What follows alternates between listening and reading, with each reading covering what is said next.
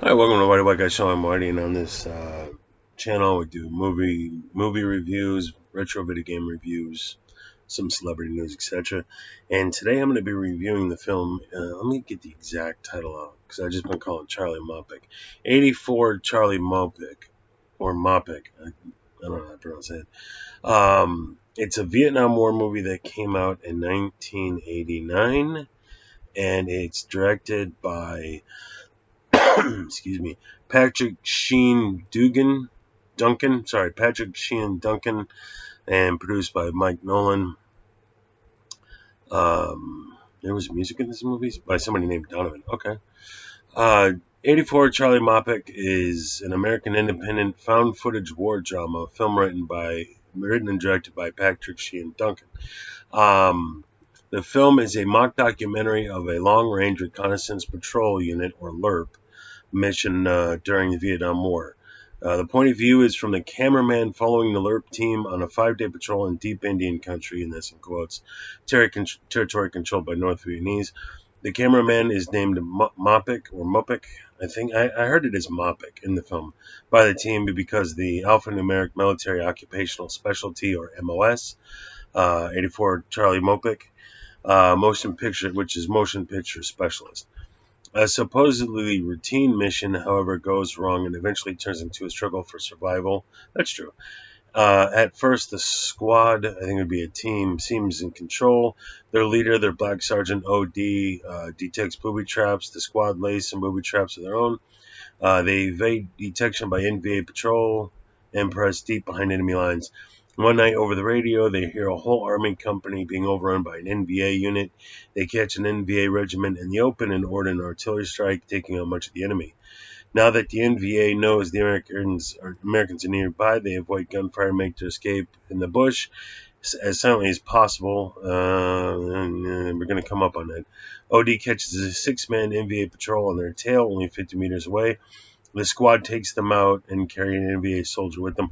And I'm going to stop right there because that's when shit goes horribly, horribly wrong it'd be a team, not a squad. Jonathan Emerson as LT, Nicholas Cascone as Easy, Jason Tomlins as Pretty Boy, Christopher Burgard as Hammer, Glenn Moshower as Cracker, Richard Brooks as OD, and Brian Thames as Mopic, or Mopic. God, I keep saying Charlie Mopic. I don't know. It's motion picture, so it's got to be Mopic. Anyway, the film was a low budget in Southern California. A lot. If you've ever watched Tour Duty, China Beach, a few other combat films, it's a lot of the same settings. You'll recognize some of the same spots. I did. The film is one of the earlier examples of found footage. This is on Wikipedia, by the way. A style famously implemented by the Blair Witch Project and Paranormal Activity. But this was in '89, so these guys were ahead of their time like a mofo. Charlie Mopic has an 83 fresh on Rotten Tomatoes. It's based on 6 reviews. Robert Ebert awarding the film 3 stars out of 4 because you don't know what you're talking about, you civilian motherfucker. Okay, Charlie Mopic deserves a place by itself among films about Vietnam. This is true. It's a brave original attempt to record nothing more or less than the actual daily experience of a unit on patrol, drawn out by memories of men who were there. I've never seen a combat movie that seemed this close to actual experience. We're going to talk about to the kind of hard lessons that soldiers are taught by their enemies. That's true. The filmmakers have earned the right to shoot with a subjective camera because the eyes we are really seeing through are their own. The film received 3 nominations: the Sundance Film Festival Independent Spirit Award and another Independent Spirit Award for screenplay. Okay, so for those who saw it, it's a well-respected film. I agree with that. The intentions here are well, and I'm not so film connoisseur. I don't know when found footage came around, but I've never seen I've seen all the conventional platoon leader, Hamburger Hill. We were soldiers. I've never seen one done like this, so it's very innovative and ahead of its time in terms of found footage for a Vietnam War film or a combat film. Outstanding. And in terms of vernacular nomenclature, terminology, slang terms from the movies and books and comic books I read about the Nom, including the Nom, the comic from Marvel. It's really authentic in that regard. The chatter between the guys, the combat sequences are realistic on par with the period of time, late 80s. They didn't have, so there's like a scene where they call in an airstrike on the NVA regiment. It was more like a platoon, just a handful of extras off in the distance. They dove for it, and then the camera goes this way as you run off into the bush and hear the airstrike because they clearly couldn't afford to actually film calling in artillery on people. And, there's stuff like that. They get away with it, but they didn't have the budget for a big, huge epic. So, from a production design standpoint, it's really smart. They're just roaming around in the jungle, and you only got a half dozen. I think it was a half dozen, 6 actors, and then maybe the cameraman, something like that. And so, it doesn't cost you a lot of money there. You just need to gear the equipment, the camera, and all that. You're good to go. And so they did a smart job with the script in regards to production design. They worked within their budget framework and put together a nice little movie. And it's those who see it, by and large, it's well respected. One massive problem that a Hollywood film of any nature is going to come across with a LERP unit, a reconnaissance unit, is that reconnaissance units don't talk. This movie was chattier than a teenage rom-com.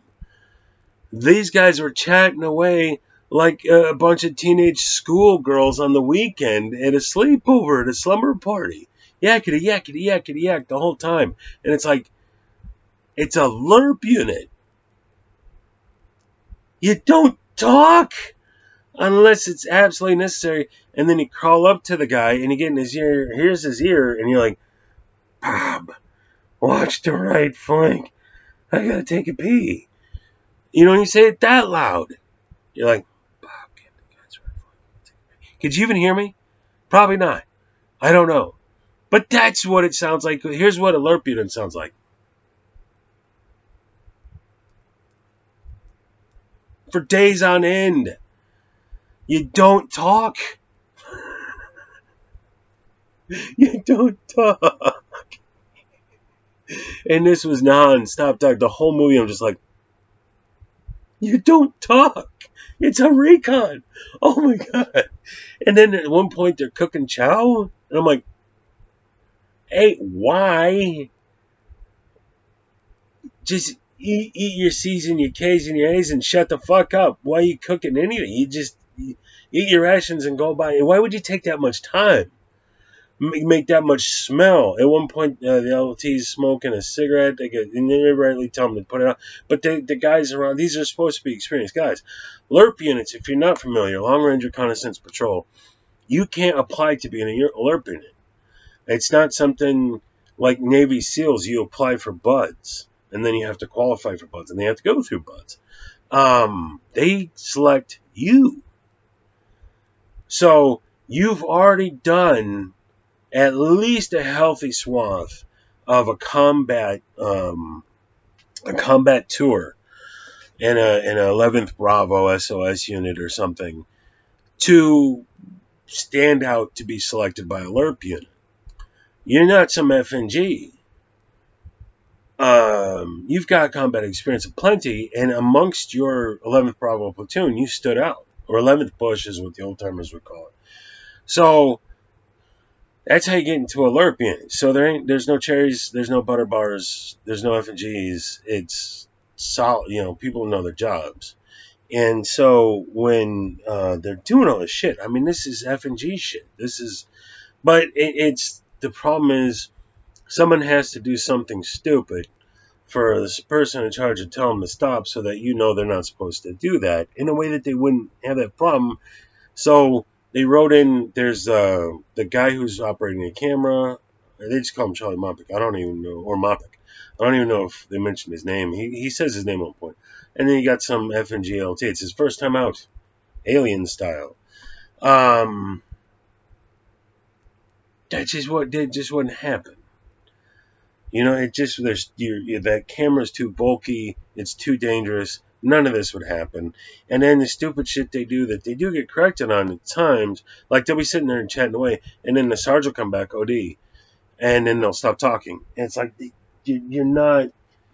This isn't. It ain't 11th Bravo, man. You wouldn't make that fuck up. It's hot now and it's humid in Illinois. I apologize. But so it's just like there's a lot of different shots that it's like when they're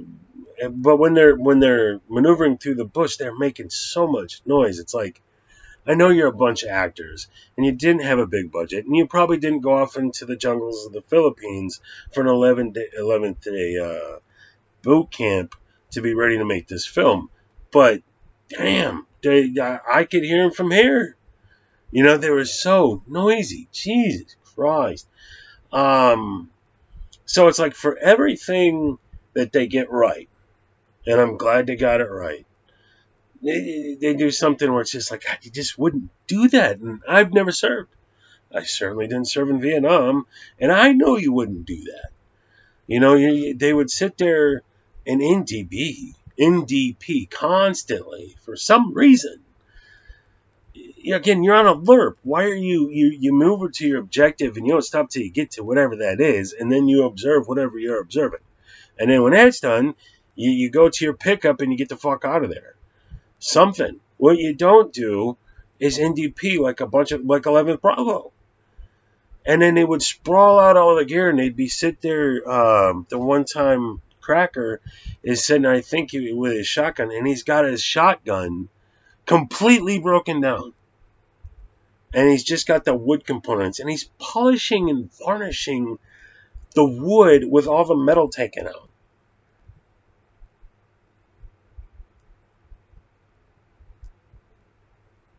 On a recon! He's not back at the barracks. He's on a recon. Holy shit. So, Charlie and Nathaniel Victor come around the corner. He just died, dude. And then when they do get killed, it's the stupidest fucking mistakes. Oh my God. So, I don't know if I should spoil that or not. It came out in '89. You've seen it or you haven't. But at one point, they just called in an airstrike, like Wikipedia said. It's, some amount of time later, they see 6 guys, 6 VC off in the distance. And so OD, who's a sergeant, is setting up this ambush. And all the time I'm going, oh, don't do that. Because you're going to hit those guys. They're set there for a reason. I honestly, hand to God, knew what's going to happen before it happened because it's the stupidest fucking, it's like Full Metal Jacket. It's like, what do you guys, why? How do you fuck this up? You're spraying down the whole area. And then in Full Metal, the sergeant's like, takes out a mag, sits there and thinks about his day for a minute. And then 3 guys go running by and he's like, oh. Slowly goes to put the mag back in, and then finally gets a couple of them.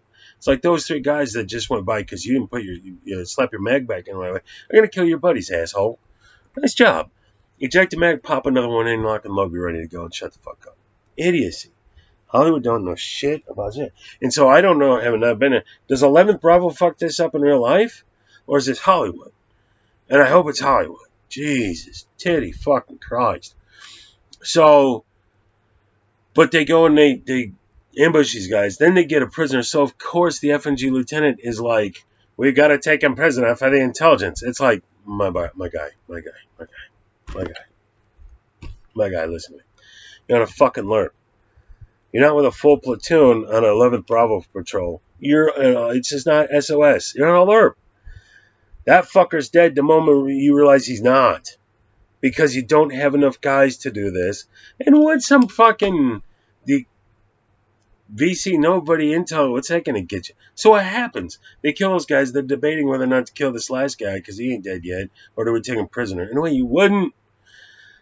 And then a sniper lights him up, and they lose guy, and from there the whole thing just keeps falling apart. And more guys get killed until the last few guys get 3 guys get choppered out. And then the one guy, Easy. The whole time he's like, man, I'm so short, I could tickle crickets' nuts. I've got 26 in a wake up. I've got 25 in a wake up. And I'm just like, so why are you out in the field, bro?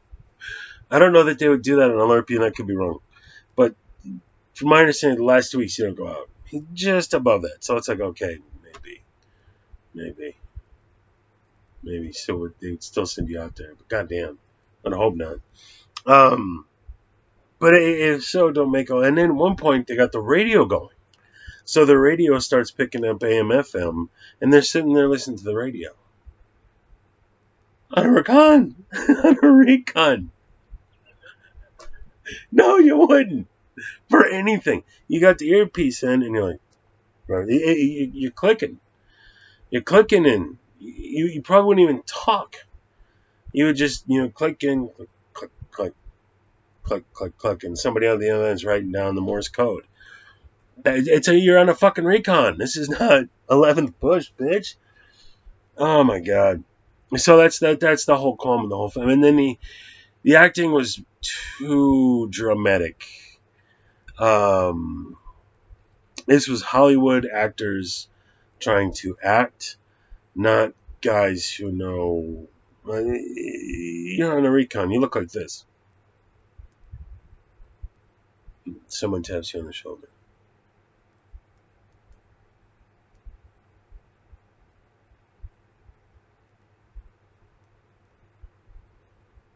Because you're watching what you're doing.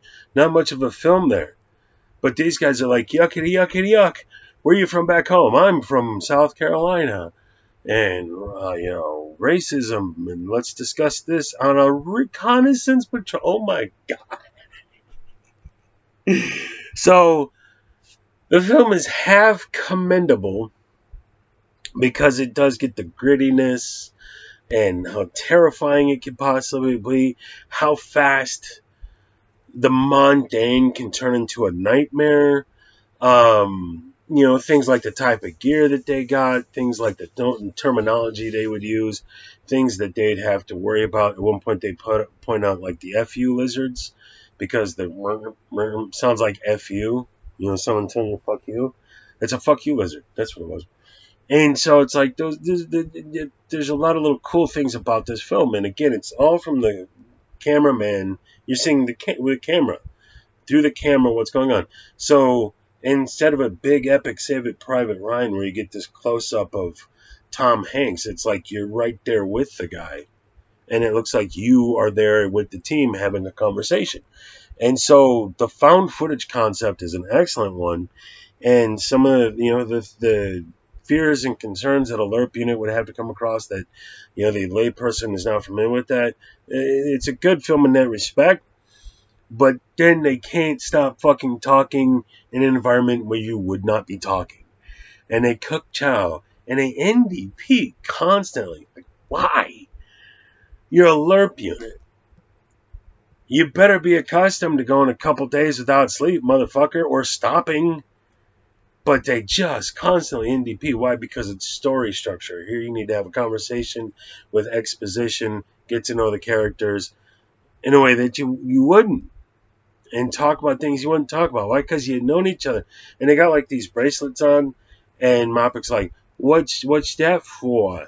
And the guy's like, this is big. We all got one because we're a family. And I'm just like,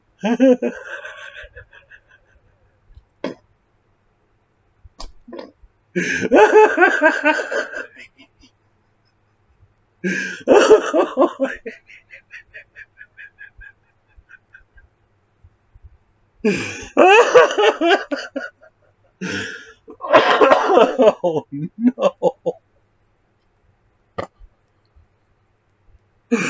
Oh, oh, I needed that laugh.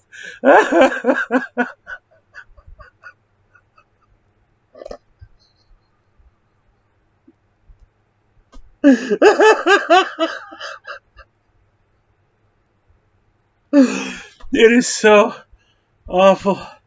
Oh.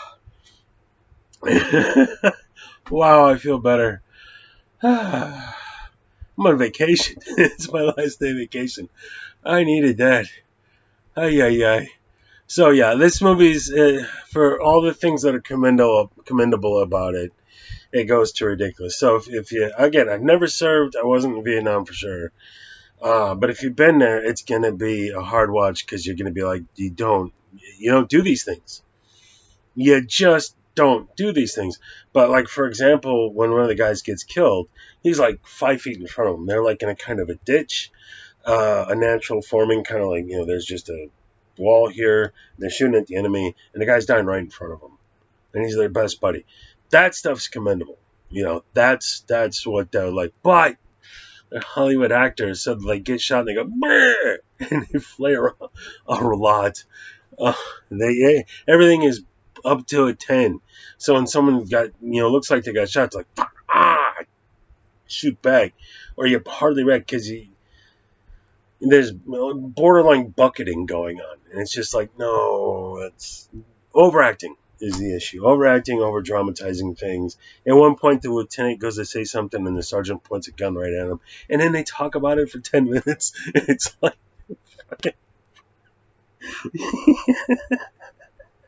it gets pretty damn ridiculous. So 50% of this is solid and commendable. Show this to your high school class so they know what non-vets went through. And 50% of this is just fucking ridiculous. So I don't know what to think. Ultimately, I'm going to commend the film as innovative as a found footage film about the war in Vietnam. Charlie MoPic, what is it, 83 or 84 Charlie MoPic? I keep saying, I'm going to MoPic. Fuck you. It just rolls off the tongue better. I know it's Charlie Motion Picture, but it's Charlie MoPic. 84 Charlie MoPic. Or MoPic.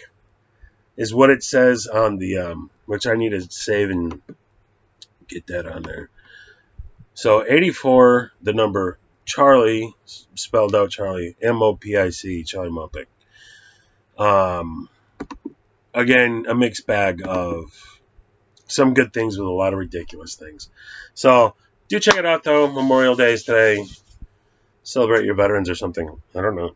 Go to the barbecue. America. Tell the hippies to fuck off. Go move into fucking communist China and take your bullshit with you.